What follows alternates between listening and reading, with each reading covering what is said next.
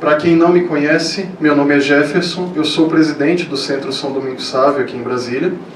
E o Centro São Domingos Sávio começou como Centro Dom Bosco de Brasília, e hoje nós temos alguma autonomia, não é?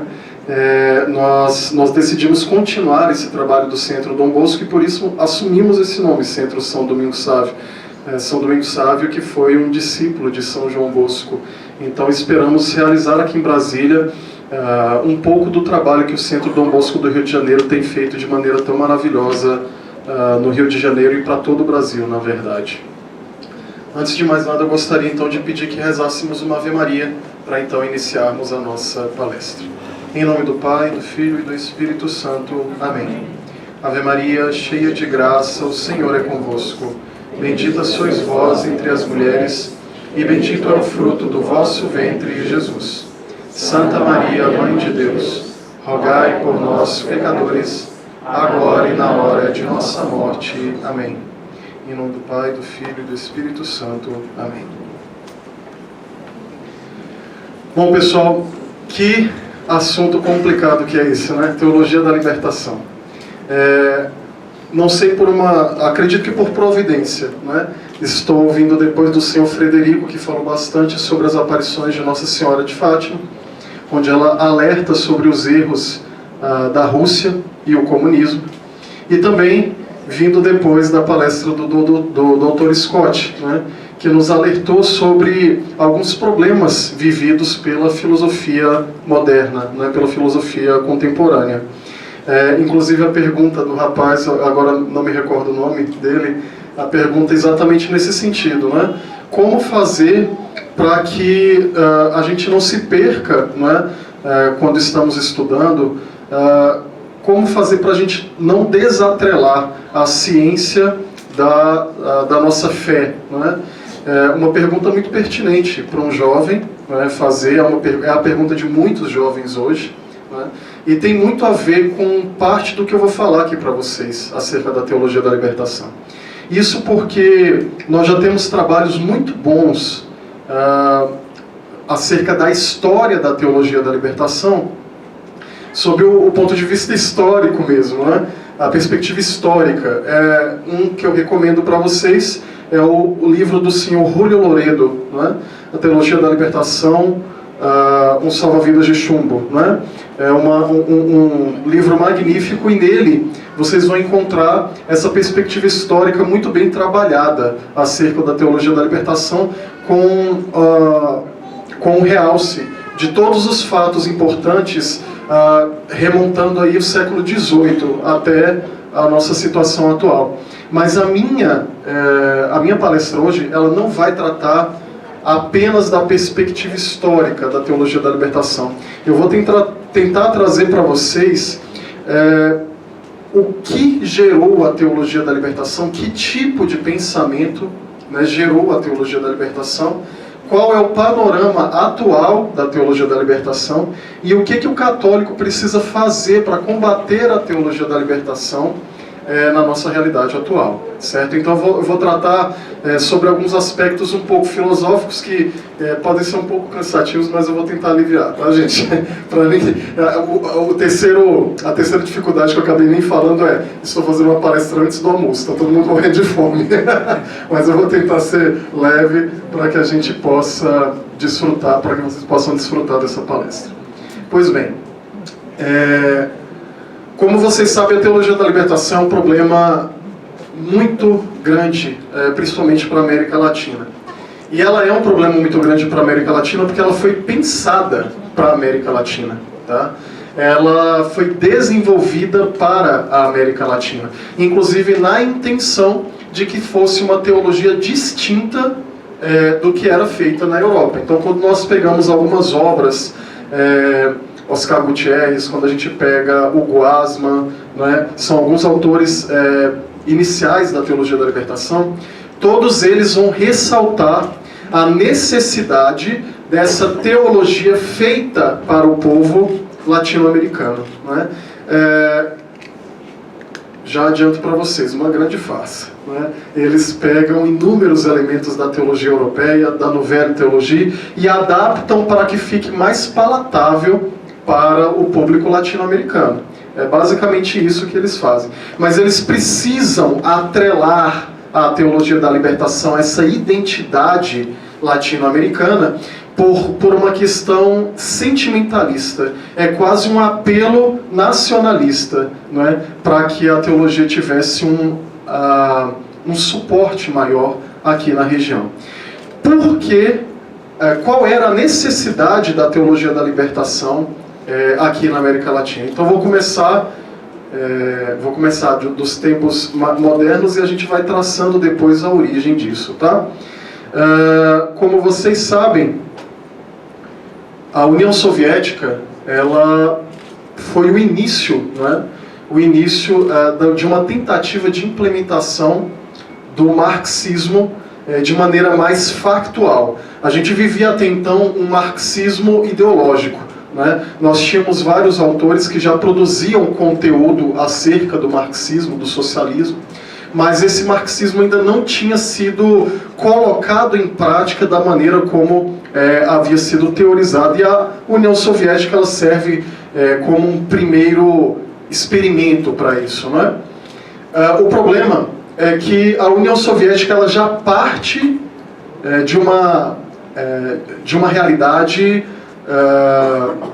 ela é uma experiência fracassada, ela já parte de uma realidade que não era desejada por Karl Marx quando idealizou o socialismo. Isso porque Marx pretendia um socialismo que caminhasse de maneira mais lenta, até uma percepção, certo, do proletariado alcançar essa classe assumir de maneira revolucionária o poder.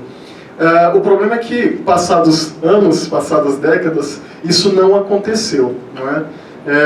Karl Marx fez inclusive algumas profecias de que isso aconteceria na Inglaterra, de que não faltaria muito tempo, porque o proletariado estava cada vez mais percebendo o gap entre proletário e burguesia, mas nenhuma das profecias dele se cumpriu, e aquele pensamento revolucionário que já estava, né, nas mentes europeias daquela época, começou a causar certa ansiedade. Uai, que socialismo é esse que nunca chega? Que revolução é essa que nunca acontece? Então Lenin, né, ele vai partir para a prática. Ele vai defender a ideia de que essa revolução ela precisava ser conduzida de uma maneira brutal, né? Se a revolução não ia acontecer da maneira esperada, paulatinamente, ela precisava ser antecipada à força. E daí a gente vai ter o surgimento dessa linha de pensamento marxista, que é o marxismo-leninista, que é basicamente uma corrente do marxismo revolucionária armamentista, né? Tomar o poder através das armas. E eles foram muito bem sucedidos, não é? Nessa tomada de poder, porque assassinaram toda a família Romanov na Rússia, tomando então o posto do czar, né? E assumindo o controle. É necessário antes falar que essa assunção não se deu de uma vez. Primeiro entrou um grupo menos revolucionário, digamos assim, e quando esse grupo também fracassou, isso fortaleceu a ala mais revolucionária do partido, e então Lenin chega ao poder na União Soviética. Contudo, pessoal, após a assunção de poder de Lenin, né, nós temos alguns outros governos na União Soviética, inclusive Stalin, que foi um dos maiores genocidas da nossa história, né? E a União Soviética não se viu numa situação tão bem sucedida como eles esperavam, com a assunção de um partido comunista. Com o passar do tempo, a União Soviética foi perdendo o protagonismo que eles imaginavam ter, que na verdade nunca tiveram, né? E esse protagonismo foi cada vez sendo mais difícil de ser incutido na mente dos russos, não é? E a União Soviética começou então a entrar no declínio que é a história comum de todos os países que tentaram implementar o socialismo. até o ponto em que nós temos a morte de Joseph Stalin, que é o último desses, não diria bem o último, né, mas pelo menos aquele que tentou implementar de maneira mais vigorosa essa ideia de tomar o poder através da força. Não é? Tô te dando trabalho, né, Lucas? Desculpe, meu irmão. Mas, então o que acontece, pessoal? Stalin, ele morre num cenário onde, para vocês terem uma ideia, o domínio dele de poder era de maneira tão aterrorizante que existe um evento famoso em que Stalin, após um discurso, ele recebeu palmas de todo o partido por 11 minutos seguidos. 11 minutos. É porque o discurso dele foi muito bom? Não, vou dizer para vocês o porquê.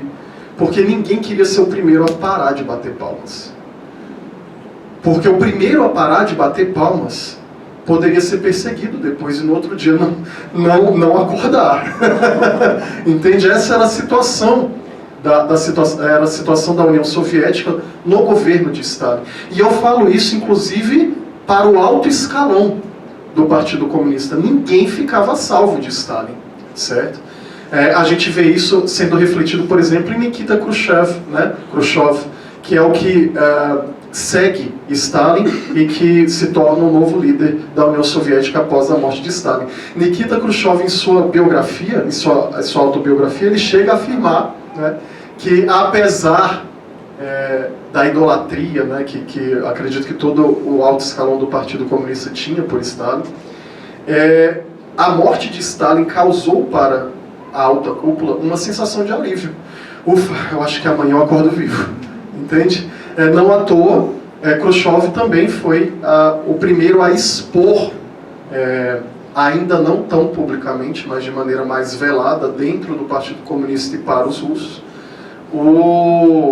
as terríveis ações de Stalin, né, dentre elas o Holodomor. Não é? Acredito que a maioria de vocês já conhece a trágica história ucraniana, e agora talvez vocês entendam por que a Ucrânia reluta em se unir à Rússia. Não é? A trágica história ucraniana de milhares de pessoas que morreram em virtude de Stalin utilizar a Ucrânia como mera fazenda ucraniana. Ele tomou os alimentos daquele povo para poder alimentar a Rússia, e boa parte daquelas pessoas morreram de fome. Não é? Esse não foi o único ato horrível de Stalin. Ele cometeu inúmeras outras atrocidades que foram relatadas por Khrushchev assim que Khrushchev assume o governo, como uma forma de recuperar a confiança no Partido Comunista. Ele faz isso como uma forma de recuperar e que ele também pudesse ter oportunidade de governar. Khrushchev, diferente de Stalin, ele faz... Eu já estou te dando trabalho de novo, Lucas. Khrushchev, diferente de Stalin, ele tem uma perspectiva de que a tomada através das armas não é o ideal. Ele experimentou as décadas de governo stalinista e viu que isso não era suficiente para que o comunismo se tornasse a ideologia dominante, e nem que a Rússia fosse bem sucedida. Ele experimentou isso na pele e ele viu que não seria através das armas que isso seria alcançado. A essa época nós já tínhamos alguns pensadores, como Gramsci, e algumas escolas na Europa que defendiam uma perspectiva diferente para a tomada de poder, né, e a assunção do socialismo. E que perspectiva era essa? Esse foi o crescimento da corrente ideológica conhecida como marxismo cultural. Né? Então, as estruturas de poder como haviam sido pensadas por Karl Marx já não eram mais aquelas que deveriam ser priorizadas. Nós deveríamos agora priorizar o domínio social através da cultura. Através da cultura.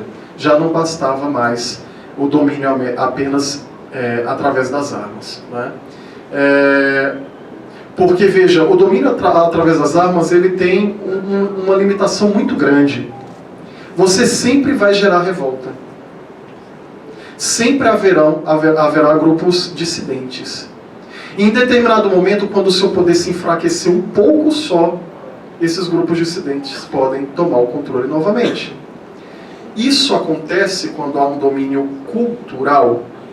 Essa era a proposta do marxismo cultural, de Gramsci e de outros pensadores, inclusive da escola de Frankfurt, o socialismo fabiano e tudo mais. Bom, por que não acontece, pessoal? Porque quando você domina a cultura, você domina o pensamento, certo? Diferente da verdade, que ela tem um motor próprio, né? A verdade, ela se origina no próprio Deus, que é a origem de todas as coisas. Portanto, ela tem movimento, esse movimento derivado do próprio Deus, certo? A mentira que não encontra origem em Deus, ela não tem um motor próprio. Então, para que você faça com que a mentira permaneça, você precisa de uma coisa chamada hegemonia. Ou seja, você precisa que a mentira permeie o pensamento da maioria das pessoas. Quando a mentira permeia o pensamento da maioria das pessoas, ela domina. Por quê?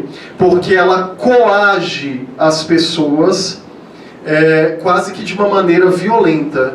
Vocês já tentaram, por exemplo, falar para uma feminista que um embrião é vida, ou que um embrião é uma criança, que não existe diferença entre o embrião e uma criança, além do estágio em que ele está?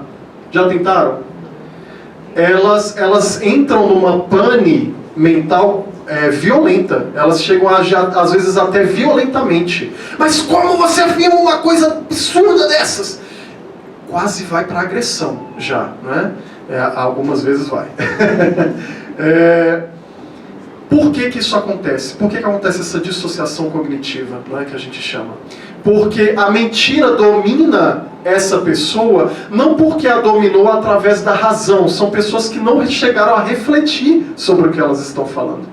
Elas foram dominadas pela mentira porque elas aceitam aquilo que é pregado pela maioria das pessoas.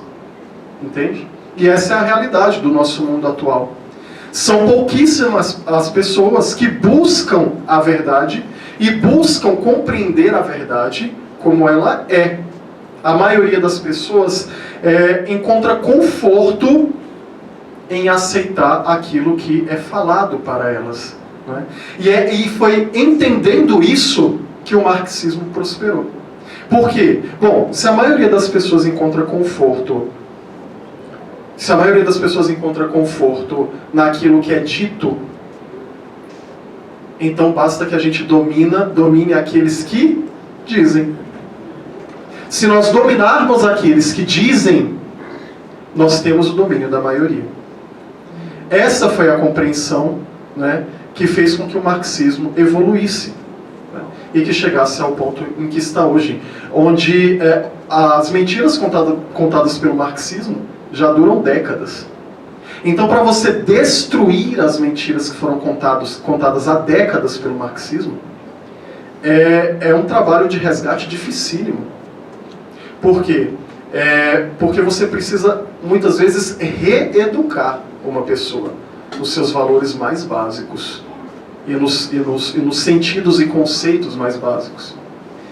Pois bem, compreendendo isso, Khrushchev, né, implementa uma estratégia diferente da de Stalin, né? Nós temos um livro muito interessante de um ex-agente da KGB, chamado Desinformação. Eu não sei se quem o editou foi a Vida Editorial ou se foi bom, eu acho, ou é Eclésio ou a Vida Editorial, mas eu recomendo que vocês procurem, tá? Por Desinformação. O título original é Desinformatia. Esse livro desse ex-agente da KGB, ele dispõe acerca da experiência desse homem, que ainda nas décadas de 70 e 80 sai da União Soviética para os Estados Unidos, fugido, e lá ele conta as histórias dele como agente da KGB. E uma das coisas que ele expõe, não é como Khrushchev pretendeu passar por cima de um dos maiores pilares do pensamento e da tradição daquele tempo e, enfim, até o fim dos tempos. Que pilar era esse? Tá? Uma coisa é você dominar o pensamento científico, outra coisa é você dominar a mídia, mas existe uma estrutura muitíssimo difícil de ser dominada. Tá? Na verdade, nunca será dominada, porque as portas do inferno nunca prevalecerão contra ela. Que estrutura é essa? É a Santa Igreja Católica, certo? O marxismo ele sempre encontrou uma dificuldade muito grande, e isso é tratado também no livro que eu recomendei para vocês do Dr. Julio Loredo. Sempre encontrou uma dificuldade muito grande de entrar na América Latina, tá? Principalmente nas primeiras décadas da experiência marxista. Isso porque, apesar da América Latina ser formada à época por muitas pessoas ainda analfabetas, né? Muitas pessoas ainda sem uma vida intelectual, a vivência religiosa dessas pessoas sempre foi uma vivência religiosa muito importante. E a Igreja Católica sempre teve aqui na América Latina uma participação muito importante. Havia então uma barreira muito grande a ser superada na América Latina, chamada Igreja Católica. E Khrushchev sabia que se ele quisesse sobrepor-se ao poder americano, ele precisava dominar a América Latina. Por quê? Em virtude da proximidade territorial, Estados Unidos e América Latina, a tendência era que a ideologia americana fosse mais fácil de chegar aqui do que a ideologia russa, né? Soviética.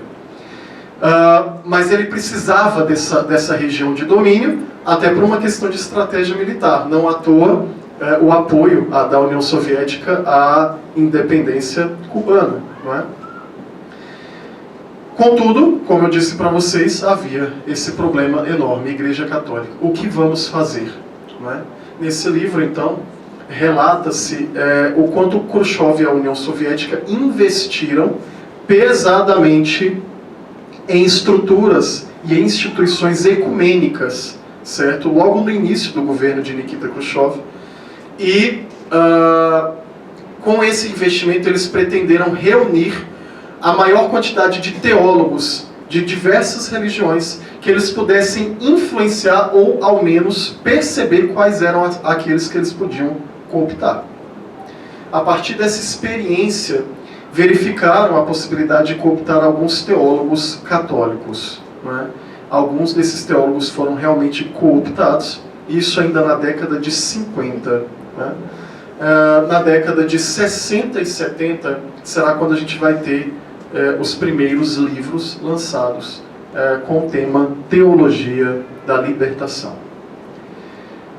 Está faltando 16 minutos, agora está faltando 25 minutos. Eu preciso de um pouquinho mais de tempo, pessoal, para a gente encerrar o assunto. Essa é a perspectiva acerca do surgimento da Teologia da Libertação. Quais são os principais erros da Teologia da Libertação e como combatê-la?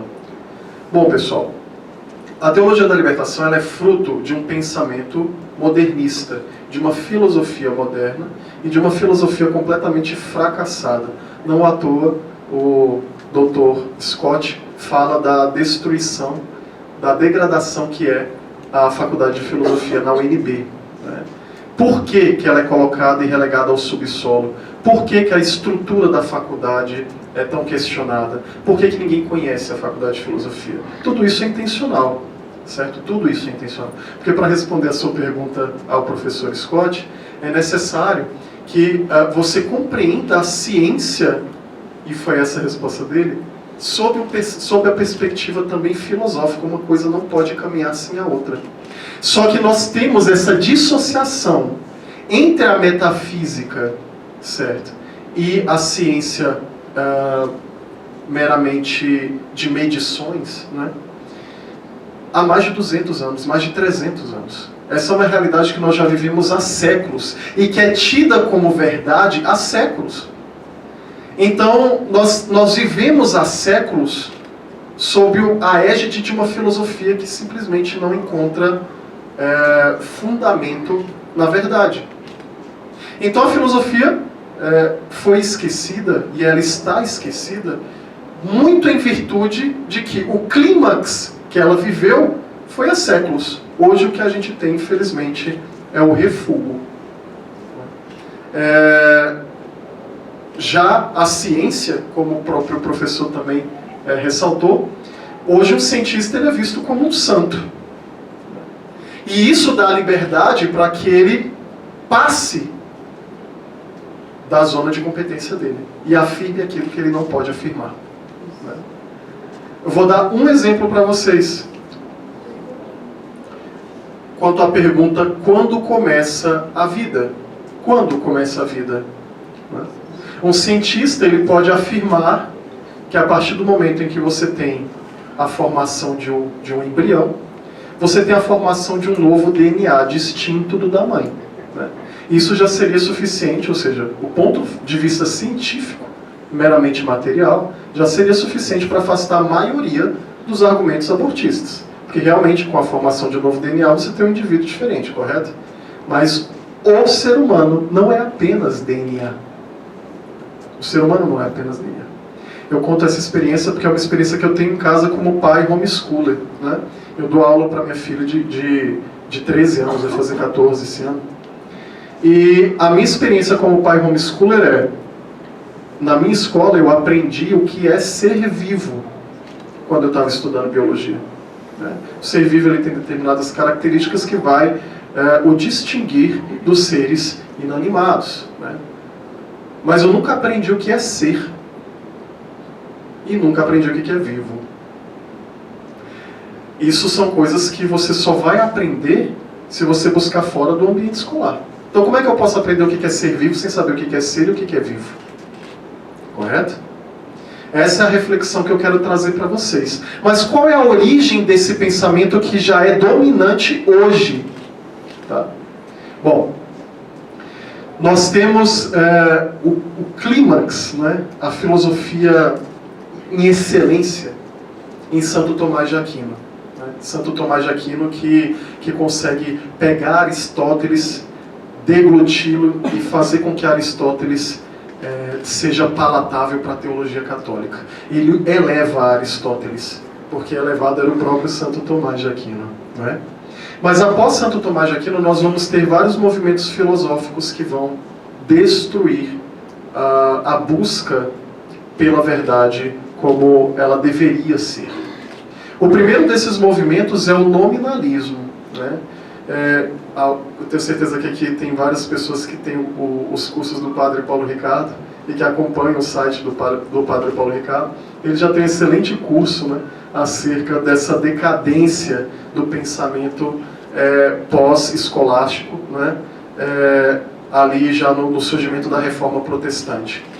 O nominalismo, pessoal, é uma corrente filosófica que vai propor pela primeira vez que o ser humano ele é incapaz de perceber a realidade como ela é. Vai propor que nós não somos capazes de perceber determinados atributos do ser. Nós não conseguimos alcançar isso. E o nominalismo, a partir de então, a partir do nominalismo, nós vamos ter vários movimentos filosóficos. Demoraria muito mais do que 20 minutos para eu tratar sobre cada um deles, então preciso fazer só uma passagem por eles.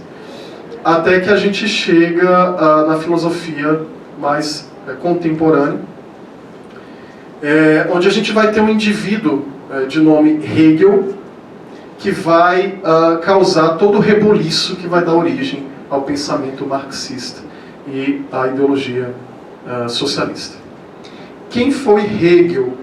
Hegel foi um filósofo que ele basicamente vai tentar ainda não excluir Deus da busca pela verdade, mas vai propor que o ser humano ele não só é incapaz de reconhecer a verdade, e de reconhecer a realidade. Ele vai além. Tá? Ele vai propor que essa verdade, ela é mutável. Ela é uma verdade mutável. Qual é o problema disso? Bom, lá em Santo Tomás de Aquino nós sabíamos que a verdade era imutável porque, como eu falei para vocês, a origem da verdade é o próprio Deus. Deus sendo imutável, a verdade, por encontrar sua origem em Deus, também não é mutável, ou seja, ela é imutável. Correto? Com uma verdade imutável faz sentido buscar a verdade. Correto? Porque nós sabemos que ela, a partir do momento em que nós a encontrarmos, ela não vai mais mudar. Esse não é o pensamento da filosofia moderna e da filosofia contemporânea como um todo. Não é? Hegel, ele tinha uma compreensão que nós podemos resumir ao seu conceito de Geist, né? De que essa verdade ela era imutável até que fosse oferecida contra ela um desafio. Daí vem a dialética proposta por Hegel. Tá? Enquanto na época de Aristóteles e Santo Tomás de Aquino a dialética era utilizada para a busca da verdade, ou seja, eu faço um questionamento, a partir desse questionamento eu tenho uma outra pessoa que vai questionar este meu questionamento, e o pensamento oriundo dessa síntese, dessa tese, dessa antítese, vai gerar uma síntese, certo? Que tende a alcançar cada vez mais a verdade. Essa era a dialética sobre a perspectiva aristotélico-tomista.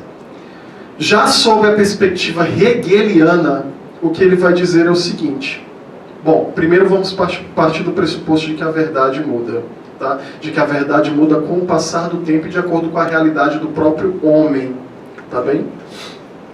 Pois bem, na minha época atual nós temos certos problemas. A sociedade como um todo possui certos problemas. Algumas soluções serão apresentadas a esses problemas, também pela geração que logo segue a minha. E essas soluções, junto com esse problema, certo, gerarão o resultado final, que é a nova realidade, que será a realidade da próxima geração. Aí nós temos a tese, a antítese e a síntese. Então nós temos, para trazer algo mais concreto para vocês, certo? Nós temos, por exemplo, uma discussão como foi a do divórcio, onde nós tínhamos uma tese que vigorava à época, que era o ser humano, o homem e a mulher não devem se separar, não devem se divorciar. Foi apresentada então uma antítese, mas não é bem assim, né? Toda mentira começa assim, né? Mas não é bem assim, tá? Não é bem assim. Veja, existem mulheres que sofrem violência dentro de suas casas. Essas mulheres não podem permanecer com o mesmo parceiro e nem devem ser obrigadas a, separando-se do parceiro, manterem-se celibatários o resto da vida. Olha só que vida infeliz é essa, não é mesmo? Apresentou-se então uma antítese. Né? Qual vai ser a solução para esse problema? Foi a realidade ali da década de 50 e 60, a revolução sexual, onde a sociedade ainda não estava preparada para uma quebra total do matrimônio, né, da tese, mas já se propôs o divórcio em determinadas situações. E se aceitou o divórcio em determinadas situações. E assim a gente teve a união dessa tese, dessa antítese, e gerou uma síntese, que se transformou na nova tese, na nova realidade. Que nova realidade é essa? Agora o divórcio é permitido em determinadas circunstâncias. Nós sabemos que hoje o matrimônio vive a união, né? O matrimônio ela vive uma crise. Porque de pouquinho em pouquinho, né? Tese, antítese, síntese, tese, antítese, síntese, tese, antítese, síntese, nós vamos perdendo a verdade. Correto? Nós vamos perdendo os valores que são tradicionais. E vamos entrando nesse furacão de coisas horríveis que vivemos. Não é? Então eu trouxe para o plano concreto qual era a proposta de Hegel. É como se o ser humano estivesse inserido nessa pequena janela de tempo, onde a nossa verdade é uma verdade que é limitada à nossa realidade atual. Ela não é uma verdade perene. Ela não é uma verdade tradicional. É uma verdade que está em constante mudança. Agora vem o X da questão. Junto com o homem. É uma verdade que está em constante mudança, junto com o homem. Portanto, ela é um conceito de verdade antropocêntrico. É um conceito de verdade que não está mais vinculado a Deus, mas ao homem. Certo? A partir de Hegel, então, nós vamos ter essa ideia completamente deturpada da verdade, que vai permear todo o mundo científico, certo? Bom, mas Hegel não é o fim de tudo isso. Como eu falei para vocês, Hegel é a tese de sua época, né? Então o feitiço virou contra o feiticeiro. Por quê? Porque ele, sendo a tese de sua época, obviamente outras pessoas ofereceriam a antítese. Afinal de contas, o ser humano continua existindo depois de Hegel. Esse é o pensamento dos seus alunos, né? Hegel não pode ser o ponto final. Quem era um dos alunos de Hegel? Karl Marx.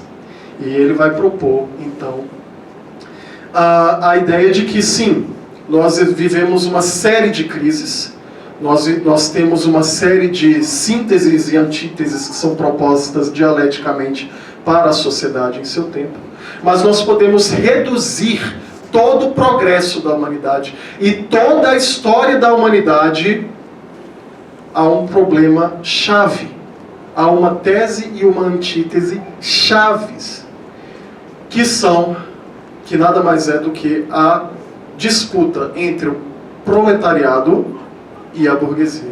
Marx, então, ele vai desenvolver essa ideia de que, quando nós olhamos a linha do tempo, nós verificamos que todas as grandes revoluções de pensamento e revoluções sociais, segundo ele, certo, foram provocadas porque em algum momento a classe mais oprimida percebe que está sendo oprimida, percebe que é a maioria, percebe que é mais poderosa e assume o poder no lugar da outra, se tornando a nova classe dominante. Passa-se o tempo e ela é destronada por outro. E assim segue a linha do tempo. Então Karl Marx vai reduzir toda a dialética de Hegel a esse conflito entre a classe proletária e a burguesia. E para Marx, continuou, a síntese final será o momento em que nós teremos a dominação pela classe proletária. E nós teremos então a divisão igualitária dos bens e a vida pomposa que teríamos numa realidade comunista, que é a utopia da ideologia marxista. Nós vimos então que o problema, tá, da ideologia marxista começa a partir do momento em que alia-se a ideia de que a verdade encontra a sua fonte no comportamento do homem e no próprio homem. A partir do momento em que você tira a verdade de Deus, que é imutável, e a verdade fica no homem, não há mais razão para você buscar a verdade. Não há. Se a verdade muda, por que você vai sacrificar a sua vida inteira em busca da verdade? Por que você vai morrer e se martirizar em nome de uma verdade? Por que você vai realizar sacrifícios pessoais em nome dessa verdade? Por que você vai abandonar os prazeres em nome dessa verdade? Ela muda. Quando você antropocentriza a verdade e a verdade está no homem, ela está em que homem? No homem dos tempos, nessa consciência muito mais social do que individual, que já fazia parte do pensamento de Hegel? ou em cada indivíduo, que é o que a gente tem hoje em dia na filosofia contemporânea. Porque se a verdade está em cada indivíduo, faz todo sentido quando você está naquelas discussões com aquele adolescente de 16 anos, e se tem algum aqui, me perdoe, tá? Eu estou generalizando. E a gente está discutindo com o adolescente e ele fala assim, mas essa é a sua verdade. Não é? Essa é a sua verdade. Faz todo sentido o adolescente de 16 anos falar isso. Por quê? Porque se a verdade ela é um conceito antropológico, ela é uma realidade que deriva do próprio homem, e ela está adstrita a cada indivíduo, cada um tem sua verdade. E a gente vive num caos. Correto? Porque o que é verdade para você não é para mim. Né? E aí vai imperar o quê? O que a gente vive hoje. A verdade da maioria. Não é? A democracia. Correto? Que também é modificável. Tá? Basta a gente ver o que a gente tem hoje na nossa Constituição atual, que é uma Constituição positivista, mas já aivada de todos esses frutos malignos das filosofias contemporâneas. Ou seja, nós temos cláusulas pétreas na nossa Constituição. Nós temos direitos e garantias fundamentais na nossa Constituição. Alguém aqui é formado em Direito? Levanta a mão. Temos algumas pessoas aqui. Meus pêsames para vocês, viu? Eu também sou formado em Direito. E é incrível, porque quando eu estudei na faculdade, né, sob a égide de uma Constituição totalmente positivista, o que eu encontrava lá? Olha, eu vou estudar isso daqui, esse artigo 5º eu vou decorar. E todo mundo aqui que estuda Direito sabe tanto que é difícil decorar o artigo 5º, tá? Porque são mais de 50 incisos.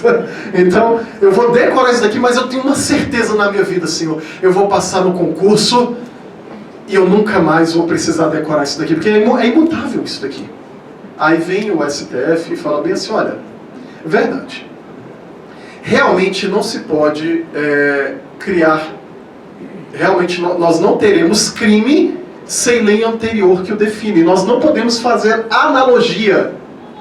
Nós não podemos fazer analogia para criar um crime. Contudo, eu sou um dos ministros do STF e eu digo o que é o direito. Tá? Agora, deixa eu explicar uma coisa para vocês. Tem uma lei chamada Lei de Racismo, contra o racismo. Tá? E eu vou dizer para vocês o que significa racismo. E agora, racismo... Eu não sei se vocês sabem, mas racismo vem de raça. Agora também vai significar crime contra os homossexuais. Essa é a realidade em que a gente vive. O STF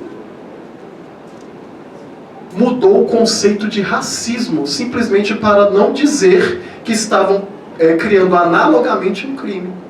Hoje, por que é crime você onde que está o crime de racismo, né, nos atentados contra homossexuais? Está numa lei específica para homossexuais? Não. Está na lei de racismo, que teve o seu conceito ampliado para albergar os homossexuais. Então vejam que tudo é modificável. A verdade em si é modificável. Certo? Porque ela está centrada no homem. E quanto mais poder tem o homem, mais acesso e possibilidade ele tem de dizer o que é a verdade. Bem-vindos ao mundo moderno. Nós não encontramos mais a verdade em Deus, mas a nossa verdade agora está centrada naquilo que nos dizem ser a verdade. E a teologia da libertação é fruto de tudo isso. De tudo isso. Se não há uma verdade a ser se não há mais uma verdade a ser buscada, porque a verdade é individual, se não há mais esse bem supremo que todos nós devemos buscar como porto seguro, qual é o sentido da teologia? Qual é o sentido da teologia? O sentido da teologia, e aqui eu vou usar palavras do senhor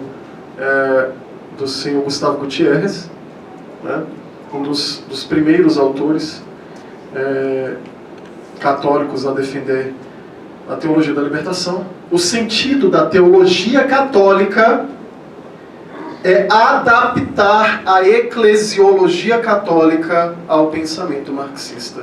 Porque, segundo Gustavo Gutierrez, o pensamento marxista é o clímax do pensamento humano. Marx conseguiu, de alguma forma, alcançar qual é o problema fundamental do homem. E o problema fundamental do homem é a disputa entre pobres e ricos, proletário e burguês. Esse é o ponto-chave de toda a realidade humana. Logo, nós precisamos compreender a teologia católica sob o aspecto marxista, debaixo do guarda-chuva marxista. Daí, então, quando vocês pegam qualquer livro da teologia da libertação, e eu posso citar muitos aqui para vocês, inclusive o nosso querido Leonardo Boff, né, o qual eu tive o desprazer de ler pelo menos 2 livros dele, e não recomendo a ninguém, tá, a não ser que você tenha bastante estômago. O sentido para esse povo é exatamente buscar o marxismo. Logo, eles são muito mais ideólogos marxistas, guerrilheiros muitas vezes, do que teólogos católicos. Mas Jefferson, beleza, eu já entendi o aspecto histórico, já entendi o aspecto filosófico, já entendi tudo isso. Mas por que a teologia da libertação ela ganhou tantos adeptos aqui no Brasil? Bom, ela ganhou inúmeros adeptos aqui no Brasil porque ela já é fruto dessa escola do marxismo cultural. Eles já entenderam que para dominar o pensamento humano, eles precisam acessar a cultura e as sensações, os sentimentos. Então eles se oferecem como os donos de toda a caridade. Eles se oferecem 2 como os senhores de toda a verdade. E 3, eles se oferecem como o pensamento dominante. Você lembra que eu tinha falado para vocês que para a mentira predominar ela precisa ter hegemonia? Essa é a realidade da teologia da libertação hoje no Brasil. Por que ela domina? Porque ela é hegemônica. Não é porque ela tem razão. Não é porque ela tem uma lógica intrínseca. É simplesmente porque ela é hegemônica no meio social católico. Para encerrar então a palestra, como combater a teologia da libertação? Essa é a parte mais fácil de todas e a mais rápida. Derrubando a hegemonia. Por quê? Porque a verdade ela tem um motor próprio. A verdade ela ilumina as consciências. Quantas vezes vocês já não ouviram testemunhos de pessoas que ouviram alguém falar a verdade, 10, 15 pessoas, e uma pessoa conseguiu convencer 10, 15? Quantos aqui não foram convertidos pelo Padre Paulo Ricardo do seu trabalho? Não é verdade? A verdade ela tem essa capacidade de movimentar as consciências. Ela ilumina as consciências. Então basta uma pessoa desafiar a mentira com a verdade, e se for um trabalho bem feito e zeloso, podem ter certeza que a hegemonia da mentira acabará.